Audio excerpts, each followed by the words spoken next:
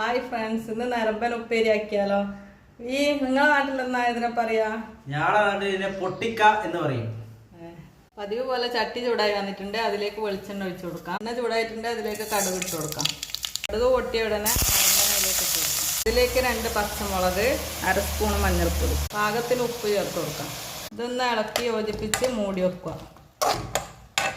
ഇതിൽ വെള്ളം ചേർക്കേണ്ട ആവശ്യമില്ല. ഇതിൻ്റെ തന്നെ വെള്ളം ഊർന്നിറങ്ങി വന്നിട്ടുണ്ട്. ഇതിപ്പോൾ ഒന്ന് വാടി വന്നതിന് ശേഷം അതിലേക്ക് വെളുത്തുള്ളി, കുറച്ച് 1/4 ഭാഗം തേങ്ങ, വേപ്പില അതിൻ്റെ കൂടെ തന്നെ ഇട്ട് കൊടുക്കാം. എന്നിട്ട് ഇതെല്ലാം കൂടി ഒന്ന് ഇളക്കി യോജിപ്പിച്ച് ഒന്ന് വെന്ത് വരുന്നവരെ വെയിറ്റ് ചെയ്യാം.